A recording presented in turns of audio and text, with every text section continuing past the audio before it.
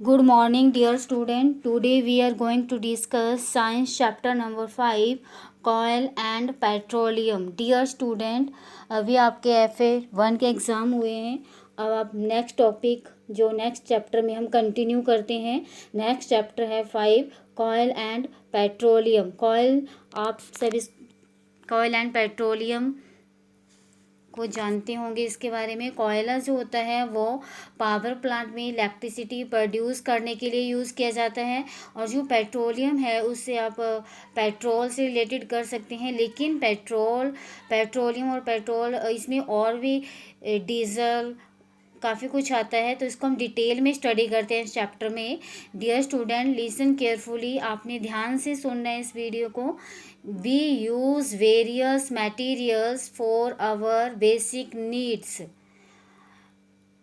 जो हमारी basic needs होती है उसमें हम बहुत सारे मटेरियल्स यूज़ करते हैं. Some of them are found in nature and some have been made by human efforts. इनमें से कुछ ऐसे मटेरियल्स होते हैं जो हमें नेचर में भी मिलते हैं और हम उनका यूज़ करते हैं. और कुछ ऐसे मटेरियल्स होते हैं जो हमें नेचर में नहीं मिलते, वो ह्यूमन मेड होते हैं. ठीक है, और हम उनका यूज़ करते हैं अपने डेली लाइफ में और जो हमारी बेसिक नीड्स होती है उसके लिए. एक्टिविटी 5.1 है. इसमें एक लिस्ट बनानी है. Make a list of various materials used by us in daily life and classify them us as natural and man made. ठीक है, एक जो हम डेली मटेरियल यूज़ करते हैं अपनी लाइफ में उनको हमने क्लासीफाई करना है. कौन से नेचुरल मटेरियल हैं एंड कौन से मैन मेड मटेरियल्स हैं. नेचुरल जो हमें नेचर से मिलते हैं. सपोज एक एग्जांपल हम कंसीडर कर लेते हैं एयर. मैन मेड जैसे हम जो हम डेली लाइफ में यूज़ कर रहे हैं, फूड हो गया, टेबल चेयर, ये जो इंसान ने अपने खुद बनाया है, ठीक है, वो है मैन मेड. ठीक है student. Does this list include air, water, soil and minerals. क्या इस लिस्ट में एयर आता है, वाटर है, सॉयल है या कुछ और मिनरल्स है. Since all these are obtain from nature. ये सारे हमें नेचर से मिलते हैं. जो एयर होगी, वाटर हो गया, सॉयल हो गई, ये सारे जो मटेरियल्स हैं हमें नेचर से मिलते हैं. इसलिए इन्हें क्या बोला जाता है, they are called natural resources. इसलिए इनको क्या बोलते हैं बच्चों, नेचुरल रिसोर्सेज. जो हमें कहाँ से मिल रहे हैं, हमारी नेचर से मिल रहे हैं. इनको हम नहीं बनाते, ये हमारे नेचर में ऑलरेडी प्रेजेंट है, इसलिए हम इनका यूज़ करते हैं. Can we use all our natural resources forever. क्या जो नेचुरल रिसोर्सेज हैं क्या हम उनका फॉर एवर हमेशा यूज़ कर सकते हैं. Can air, water and soil be exhausted by human activities. जो एयर है, वाटर है, सॉइल है, क्या वो ह्यूमन एक्टिविटीज से एग्जॉस्टेड हो सकता है. एग्जॉस्टेड मतलब ख़त्म हो सकता है वो. You have already studied about water in class 7th. आपने क्लास 7th में वाटर के बारे में स्टडी किया था. Is water A limited resources. क्या वाटर एक लिमिटेड रिसोर्सेज है. लिमिटेड मीन्स कम रिसोर्स, कम अवेलेबल है water. In the light of the availability of various resources in nature, natural resources can be broadly classified into two kinds. जो हमारे nature में resources हैं उनकी availability के according ही जो natural resources हैं उनको ब्रॉडली जो है दो कैटेगरी में क्लासिफाई किया गया है. वो कौन सी क्लासिफिकेशन आके नेक्स्ट पेज में हम देख लेते हैं. फर्स्ट वन इज है इनएग्जॉस्टिबल नेचुरल रिसोर्सेज. पहला क्या है, inexhaustible natural resources. Second one is exhaustible natural resources. ठीक है, पहले हम स्टडी कर लेते हैं इनएग्जॉस्टिबल नेचुरल रिसोर्सेज के बारे में. These resources are present in unlimited quantity. ठीक है, unlimited quantity in nature and are not likely to be exhausted by human activities। जो ये इनएग्जॉस्टिबल नेचुरल रिसोर्सेज हैं ये अनलिमिटेड क्वांटिटी में प्रेजेंट होते हैं। अनलिमिटेड मतलब बहुत ज़्यादा क्वांटिटी में हमारे नेचर में प्रेजेंट होते हैं जिनकी कोई लिमिट नहीं है। इसलिए are not likely to be, अगर हम ह्यूमन एक्टिविटीज़ उनका यूज़ कर रहे हैं वो उसको ख़त्म नहीं कर पाएंगे। इनके कौन से एग्जाम्पल है इन एग्जॉस्टिबल नेचुरल रिसोर्सेज के? इनके एग्जाम्पल है सनलाइट है, एयर है, ठीक है। सेकंड वन है exhaustible natural resources. Natural resources है वो, बट वो क्या है, एग्जॉस्टिबल है, ख़त्म हो सकते हैं वो।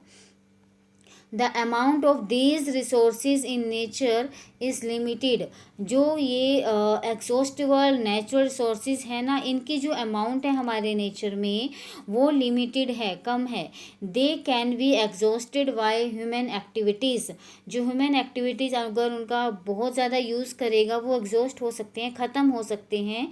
Example of these resources are, इनके एग्जाम्पल क्या है, फॉरेस्ट हैं। अगर हम फॉरेस्ट का बहुत ज़्यादा यूज़ करते हैं वो कम हो जाएंगे और हो भी रहे हैं फॉरेस्ट कम। Wildlife, minerals, coal, petroleum, natural gas, ये सब क्या है, नेचुरल रिसोर्सेज है, बट क्या है, एग्जॉस्टिबल है। अगर ह्यूमन जो है, ह्यूमन बींग जो है, इनका बहुत ज़्यादा यूज़ करेगा तो ये ख़त्म हो सकते हैं। एक्टिविटी 5.2 है, it is a group activity. ये ग्रुप एक्टिविटी है।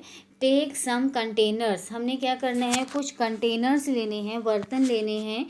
Fill them with popcorn, peanuts, roasted gram, toffees. हमने उन कंटेनर में क्या फिल करना है, पॉपकॉर्न भर देने हैं, पीनट्स भर देने हैं, रोस्टेड ग्राम भर देने हैं, भुने हुए चने, और टॉफ़ीज़ भर देनी है। Divide student into groups of 7 each.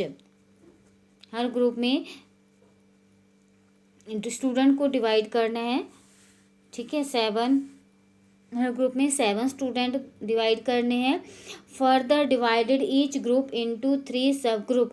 अब क्या करना है, हर ग्रुप को 3 छोटे और ग्रुप में डिवाइड कर देना है जिनमें 1, 2 एंड 4 स्टूडेंट होंगे, ठीक है। लेबल देम एज, उसको लेबल कर देना है first, second and third generation respectively. These sub groups represent the consumers. जो ये सब ग्रुप्स है ये क्या रिप्रेजेंट कर रहे हैं, कंज्यूमर्स। कंज्यूमर मतलब जो मटेरियल्स को कंज्यूम कर रहे हैं, उनको खा रहे हैं, उनको कंज्यूमर्स बोलते हैं। एज पॉपुलेशन इज ग्रोइंग, जैसे पॉपुलेशन बढ़ेगी, ग्रो होगी, सेकंड एंड थर्ड जनरेशन, जो सेकंड और थर्ड जनरेशन होगी, have larger number of consumer. जो फर्स्ट जनरेशन होगी उसमें तो कम कंज्यूमर्स होंगे, बट जो सेकंड एंड थर्ड जनरेशन होगी उसमें लार्ज नंबर ऑफ कंज्यूमर्स होंगे। Put 1 full container for each group on a table.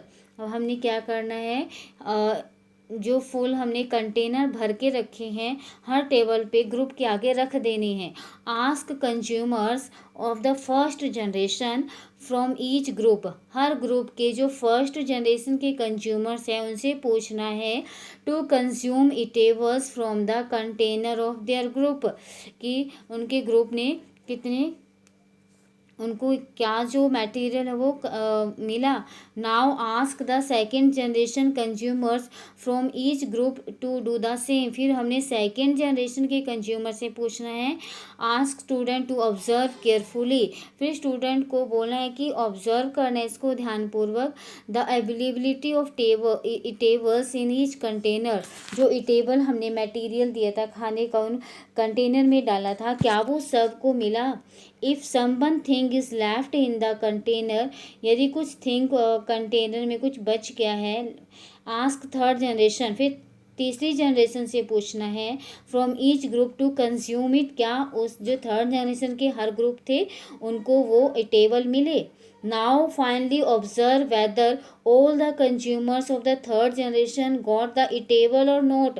फिर हमने फाइनली ऑब्जर्व करना है कि जो थर्ड जनरेशन के कंज्यूमर थे उनको जो सारा क्या वो इनको टेबल्स मिला या नहीं मिले।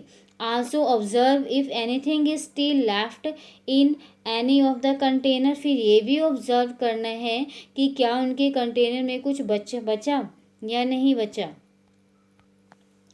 Assume that the eatables in the container represent the total availability of exhaustible natural resources like कोयला, पेट्रोलियम और नेचुरल गैस। ये जो इटेबल हमने एज्यूम करना है, जो हमने इटेबल की जगह हमने क्या एज्यूम करना है, क्या सपोज करना है, ये मान लेना है कि इटेबल की जगह क्या है, नेचुरल रिसोर्सेज जो कोयला है, पेट्रोलियम है और नेचुरल गैस है। ठीक है। ईच ग्रुप में have a different consumption pattern. हर ग्रुप में जो कंजप्शन पैटर्न है वो डिफरेंट है। But are the earlier generation of any group too greedy. जो अर्लियर जनरेशन है क्या वो ग्रुप की लालची है। It may be that the earlier generation in some groups were concerned about the coming generation.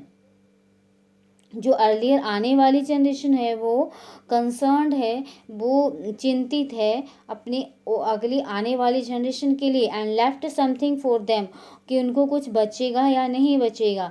In this chapter we will learn about some exhaustible natural resources.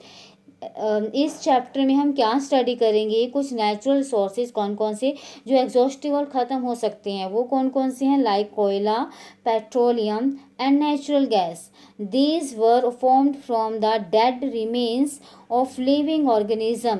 जो ये कोयला, पेट्रोलियम, नेचुरल गैस है, ये कैसे बनते हैं, ये जो डेड रिमेन्स होते हैं, जो लिविंग ऑर्गेनिज्म जब मर जाते हैं वो उनके फॉसिल बन जाते हैं, उनसे ही पेट्रोल, डीजल और कोयला बनता है। So these are all known as, इसलिए इनको क्या बोला जाता है, फॉसिल फ्यूल्स, इनको बोला जाता है फॉसिल फ्यूल्स। ठीक है स्टूडेंट्स, इसको क्या बोला जाता है, फॉसिल फ्यूल्स। इसका जो नेक्स्ट टॉपिक है वो नेक्स्ट वीडियो में कंटिन्यू करते हैं, कोयला पेट्रोल कैसे बनता है। ठीक है स्टूडेंट, आज आपने जो आपको पढ़ाया गया है उसको ध्यान से सुनना है। और सभी बच्चे मुझे नोटबुक चेक नहीं करवाते, 2-4 बच्चे हैं जो नोटबुक होमवर्क चेक करवा रहे हैं। सभी बच्चों ने मुझे होमवर्क चेक करवाना है। जिन बच्चों के मैं लिस्ट में नाम भेजूंगी, आप सब ने मुझे नोटबुक के PDF बना के या पिक क्लिक करके मेरे नंबर पर सेंड करना है स्टूडेंट। ठीक है स्टूडेंट, थैंक यू।